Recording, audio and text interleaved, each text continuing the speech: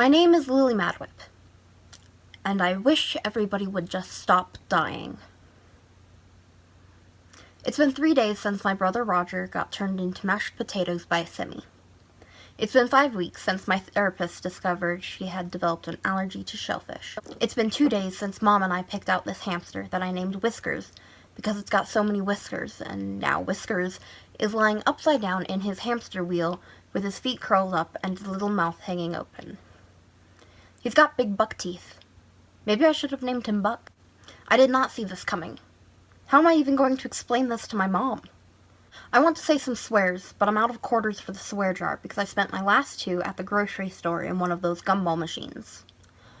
Only instead of a gumball, I got a plastic paratrooper with a parachute who's currently dangling from the branches of the tree outside my bedroom window. Shit. Dear swear jar, I owe you 1 quarter. Pashar sits at my art table holding a red crayon because his hands are perfectly molded for holding something like that. I sat him down earlier to doodle, but he didn't draw anything. I made a still life using watercolors. I like still lifes. I always include Pashkar in my work. The one I did today was of a bowl of fruit and a vase because I saw a painting in a museum, and people always like fruit and vases in their art. My mom is at the office today. She's an executive. I asked what an executive does, and she said that they execute people. Then she and Dad laughed. I didn't know what execute meant at the time, but I found out later. So in school, when we had to write about our parents, I wrote that my dad was a music teacher and my mom was an assassin. Mr. Porter gave me a check mark, but wrote that next time I should follow the assignment. Dad's in the garage right now. I can hear him through the door, tapping on Roger's drum set, as I carry Whiskers to the kitchen to get one of the little plastic food containers Mom buys in bulk for me to bury pets in. Normally my dad is in the workroom trying to write music, but he hasn't done a lot of that since Roger died. He says he's working on a dirge.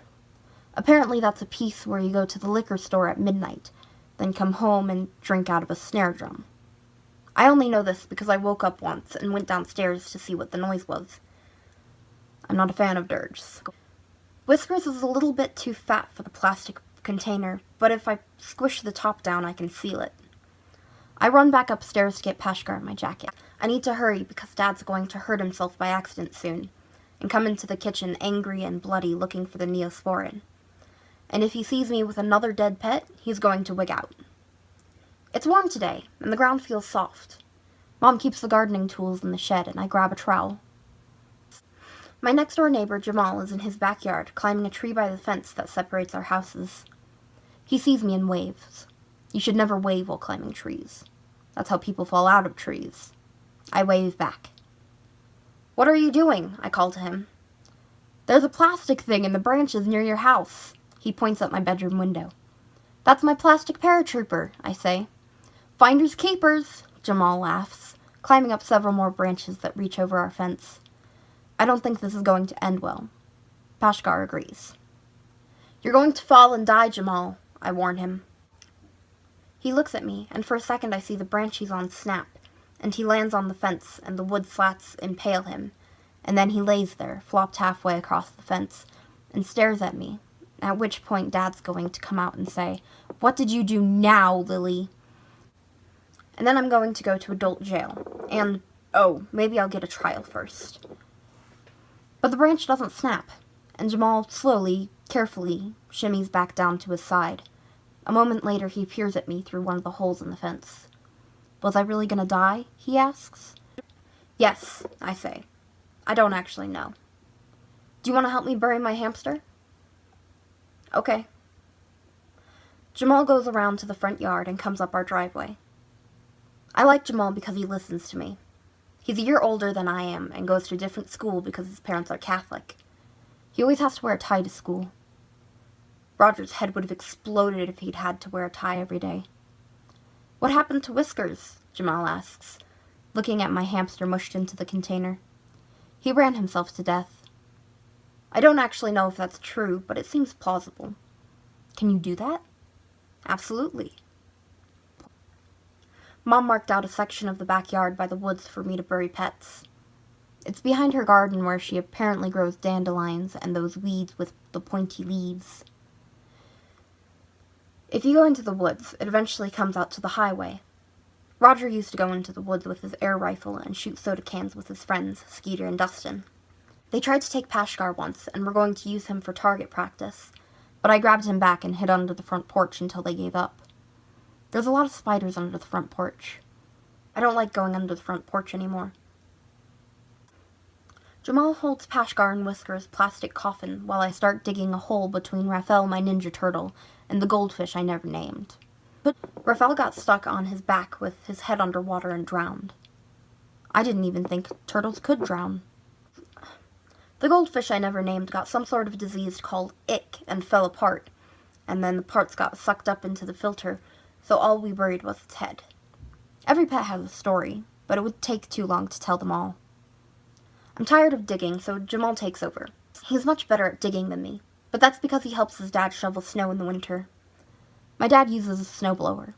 He always offers to use it on Jamal's family driveway, but Jamal's dad always says that the shoveling is good for them. It definitely pays off when you've got a hamster to bury.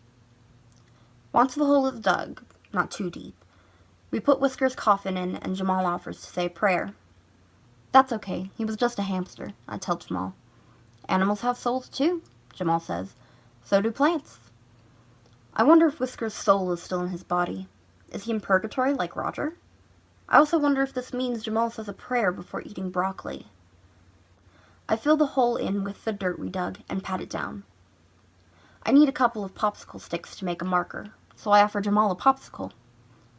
Hey Lily, look, Jamal points to the woods. There's a bunny rabbit watching us. It's gray and almost matches the color of the tree it's leaning against. Oh, it's not leaning. Oh. Is it dead? Jamal whispers. Of course it is. Pashgar tells me not to go into the woods, but Jamal is going into the woods now, and Jamal is the only person that's nice to me, so I follow him. He stops at the bunny and nudges it with his shoe.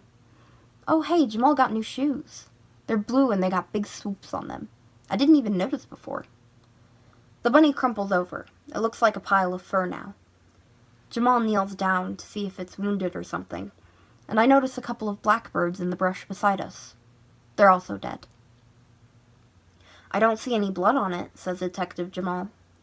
I use my boot to brush some leaves over the dead birds. What the heck? Jamal is standing up again, and he's staring further into the trees. Lily, go home, Pashgar tells me. But I don't go home. I'm sorry, Pashtar. Jamal steps past the bunny and crunches through the shrubs and sticks until he comes to a big pair of branches lying on the forest floor. Except they aren't branches. Jesus! It's a deer, one of the male ones like Bambi with big antlers. Its eyes are gone now, and you can see into its head. But it's dark in there, so you can't really see anything but its eyes are just a pair of holes now. Its fur looks like it's got run through a washing machine. It's all matted and slick. The whole thing is just laying there in the bushes with its head on sideways and its antlers sticking up, waiting for someone to trip and fall on them. What the heck's going on? Jamal's eyes are bugged out and he's visibly shaking. I wonder if it's possible for someone's eyes to literally pop out and then hang down their face like they do in cartoons. Later I might draw a still life and put Jamal in the background with his eyes popped out just to see what it would look like. I look around us. The ground is littered with dead birds. I'm standing on one, but I thought it was just squishy ground. I feel bad using the word litter because that sounds like the birds are just trash, and they're not. Except for chickens. I don't even like chickens. Even if I was Catholic, I wouldn't say a prayer before eating chicken. Broccoli maybe, but that still seems weird. There's other animals too. Small ones mostly. The deer is the largest one we found, but we also found a couple of raccoons, and someone's cat with orange stripes. I think it belonged to the Millers down the street. And a bunch of squirrels. Like, a lot of squirrels. Like, at first I thought maybe we could bury the animals, but when I started counting the squirrels, I thought, no. There were little moles, too. Or voles. I don't know the difference. But I know there's moles and then there's voles, and they're related somehow. Like me and Roger to our cousin Susie, who got run over by a boat. I'm getting out of here, Jamal says, with his eyes still bugging out, as he runs back to the backyard and down the driveway and into his house, yelling, "Mom! Mom!" the whole way. I take a moment to count the animals until I get to the squirrels, And then I just give up and go home. I guess we're not doing popsicles. Jamal's mom comes over later and talks to my dad. I like Jamal's mom. She always smells like coconuts. It's her shampoo. I don't tell her that Jamal is going to have nightmares tonight and wake her up screaming, telling her that's not going to change it and she might think it's rude of me to say. Pashkar suggests I go to my room and draw that still life I was thinking about while the adults talk. So I do. I see my dad go into the woods with Jamal's mom from my bedroom window. And then they all come out, and she's actually pretty calm, but my dad is hysterical. I don't mean that he's funny. I mean that he's wigging out. Dad's swear jar, I owe you 2 quarters. When Dad comes inside, he calls Mom at work, and he's using his outside voice. I hear him say angry things about me and my curse. Pashkar tells me not to worry, and that it's not me. Pashkar is always right. Isn't he?